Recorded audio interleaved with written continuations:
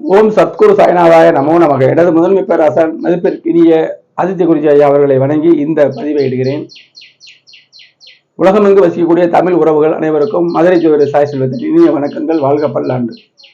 பொருள்: திதி சூன்யத்தை தலைகீழாக மாற்றும் சுபத்துவ பாவத்துவம். ஒரு ஜாதக பலன்களே சுபத்துவ பாவத்துவத்துல இருக்கு. அடிக்கடி சொல்றது காரணம், ஒரு வார்த்தையை திரும்ப திரும்ப சொன்னாதான் அது மந்திர சொல். மந்திரம் என்பது சொல்லும்போது மனதில் பதியும். மந்திரம்ங்கிறது இறைவரோட நமக்கு சேர்க்கும், கான்சென்ட்ரேஷனை உருவாக்கும். மந்திரங்கள்லாம் ஒரு வகையில பார்த்தீங்கன்னா ஒன்றுவை உருவாக்கக்கூடிய விஷயங்கள். இப்ப திதி சூன்யம் இந்த வார்த்தை, அந்த பட்டியலை நான் படிக்கலைங்க. திதி சூன்யம் பெற்ற கிரகம் பலன் தராது என்பது இல்லை. திதி சூன்யம் என்றால், திதிங்கிறது என்ன? சூரியனும் சந்திரனும் இடைப்பட்ட தூரம் திதி. அப்ப அந்த அமைப்புல ஒவ்வொரு ராசியும் ஒவ்வொரு லக்கணத்துக்கு, ஒவ்வொரு ராசிக்கு ஒவ்வொரு சில ராசிகள் திதி சூன்யம் அப்படின்னு பட்டியல் போட்டிருக்காங்க. இருக்குது பஞ்சாங்கத்துல, கையெழுத்து புத்தகத்துல இருக்குது. எடுத்தவொடனே சொல்லிடலாம். பாவகம் இருளுடையது, பாவக சுபத்துவம் நமக்கு வேணும் ஒரு பலன் எடுக்க. இப்ப பிள்ளைகளுடைய தரத்தையே பெற்றோர் ஜாதகத்துல குரு பகவானையும் 5ஆம் இடத்தையும் நம்ம பார்க்கிறோம். 5ஆம் அதிபதியோட நிலையையும் நம்ம பார்க்கிறோம். குருவின் வீடுகளையும் பார்க்கணும், 5ஆம் அதிபதி வீடுகளையும் பார்க்கணும். கண்டிப்பா பார்க்கணும். அதுலதான் இருக்கு விஷயம். இங்க குரு நல்லா இருப்பாரு, 5ஆம் அதிபதி நல்லா இருப்பாரு, குருவான வீடு முழுசா கெட்டு போகும். கெட்டு போகும்னு என்ன? கெட்ட கிரகங்கள் பார்வை, கெட்ட கிரகங்கள் இருப்பு. அதே மாதிரி 5ஆம் இடத்துல அப்படி கெட்டு போகும்.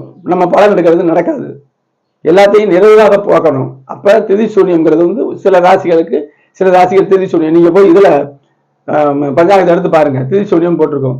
அப்ப திதி சூன்யத்தை தலைகீழா மாற்றுறதுன்னு என்ன? அந்த இருளோட இந்த ராசியை சுபக்கிரகம் பார்த்துட்டா முடிஞ்சு போச்சு. அப்ப அங்க பலன் எடுக்கிறது என்ன? திதி சூன்யம் செயல்படாது.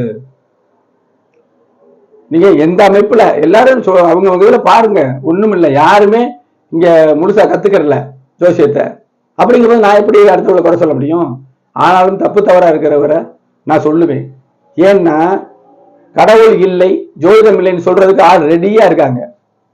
அவங்க 1% இருக்காங்க, அது ஒரு தலைவலியும் நமக்கு கிடையாது. அப்ப ஆரம்பத்துல இருந்து அப்படியே நர்சரி கார்டன் மாதிரியே தான் இருக்காங்க, வளர்ச்சியெல்லாம் இல்லை. இருந்தாலும் அது இருக்கக்கூடாது. நம்ம பூமி ஆன்மீக பூமி இல்லையா?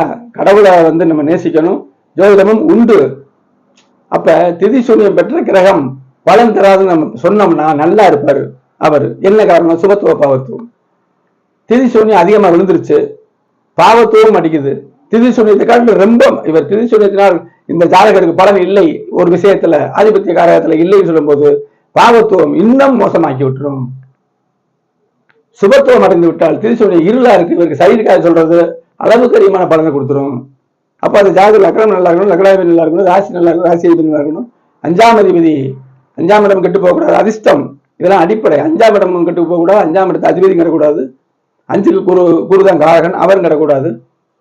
9ஆம் அதிபதி பாக்கியஸ்தானம், எல்லாமே பாக்கியம். நமக்கு நாமே பாக்கியம், நல்லா இருக்கணும்னு அர்த்தம்.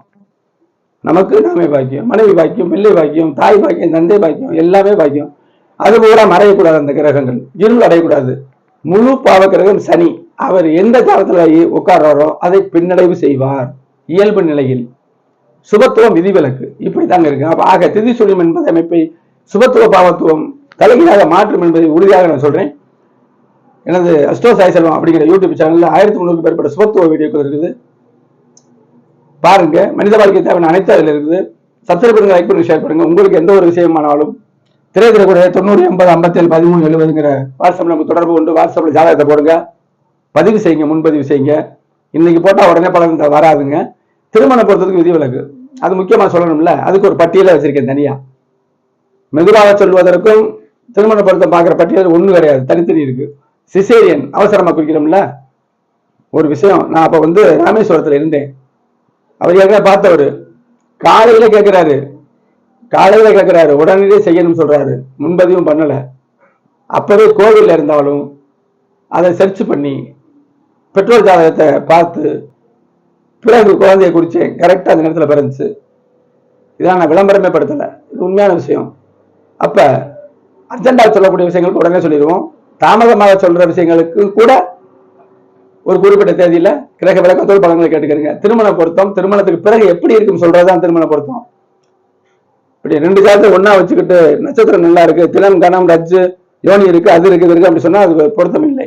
அதுக்கு சம்பந்தமே இல்லைங்க. ஏதோ சொல்லி வச்சாங்க. உணரணும். உணர்ந்த அளவுக்கு தெரியும். இன்னமும் 10% ஏதோ இருக்கு, ஒண்ணுமே இல்லாம சொல்லல ரெட்ட மனப்பான்மை இருந்தா ஜோதிடத்துல தேர்ச்சி பெற முடியாது. உறுதியா சொல்றேன்.